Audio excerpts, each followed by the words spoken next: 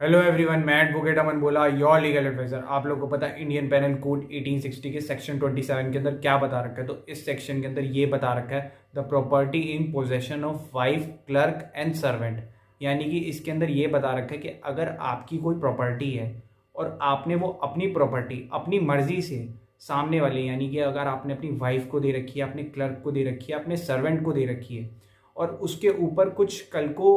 मतलब कुछ हो जाता है, तो उसके लाइबल आप होगे कि ये आप ही की चीज़ थी। मतलब कि अगर वो तीनों लोग पकड़े जाते हैं और अगर आपने बहुत सारा पैसा दे रखा है, फॉर एग्जांपल देना चाहूँ तो अगर आपने बहुत सारा पैसा किसी को दे रखा है और वो कल को पकड़ा जाता है इतने सारे पैसे के साथ,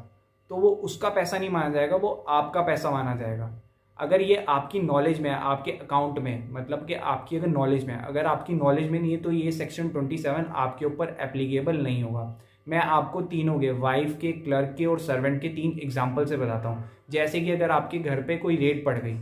और आपकी वाइफ यानी उसके पास से कोई ज्वेलरी, बहुत सारी ज्वेलरी बरामद की जाती है, मिल जाती है, तो उसमें ये नहीं कहेगा कि ये वाइफ की ज्वेलरी है, उसमें पोजेशन आपकी होगी। तो वो जो भी अगर ज्वेलरी उसके पास से पाई जाती है तो वो वाइफ की ज्वेलरी नहीं मान जाएगी, वो आपकी ज्वेलरी मान जाएगी सेक्शन 27 के हिसाब से, अगर वो आपकी नॉलेज में है तो। अकाउंट के अंदर मतलब आपके अकाउंट बुक्स के अंदर, यानी कि आपको अगर ये बात पता है तो। और आपका मतलब मैं सेकंड एग्जांपल देना चाहूँगा क्लर्क का ये एग्जांपल होगा कि जैसे कि आपकी ऑफिस पे या आपकी शॉप पे या आपकी कोई मतलब आपके एरिया पे जहाँ पे आपका क्लर्क काम करता है, वहाँ पे कुछ प्रॉपर्टी या कुछ ऐसे डॉक्यूमेंट्स मिल जाते हैं जो आपके लेबर नौकर के तो हो नहीं सकते, क्योंकि आप वहाँ आपके ऑनर हैं, और उसके पास से ऐसे डॉक्यूमेंट मिल जाते हैं जिसमें पता लग जाता है कि ये तो बहुत सारा पैसा है या कुछ समथिंग, ये प्रॉपर्टी के पेपर हैं जो आपकी नॉलेज में है।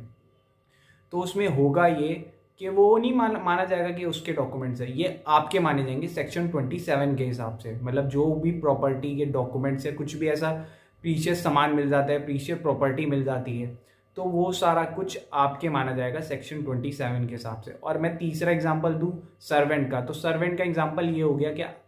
अगर आपने कोई मतलब इलीगल काम करते हो और आपका कोई सामान है, यानी कि अगर आपकी कोई प्रॉपर्टी है, वो एक जगह से आप अपने कोई लेबर रख लेते हो या अपने सर्वेंट को कहते हो कि ये सामान यहाँ से वहाँ डिलीवर करवाना है, रास्ते में वो सामान पकड़ा जाता है और पता लगता है कि ये तो यार गैर कानूनी सामान है, इलीगल ड्रग्स दे रहे हो आप या कुछ ऐसा चरस गांजा बेच रहे हो, तो चरस गांजे की सप्लाई हो रही है इधर से उधर, तो पुलिस उस टाइम पे उस पर्सन को तो अरेस्ट करेगी, और साथ ही साथ वो पर्सन के अरेस्ट करने से वो सामान उसका नहीं हो जाएगा, वो आपको भी अरेस्ट कर सकती है सेक्शन 27 के हिसाब से। क्यों? क्योंकि वो प्रॉपर्टी आपकी थी, वो पर्सन तो बस डिलीवर कर रहा था एक जगह से दूसरी जगह।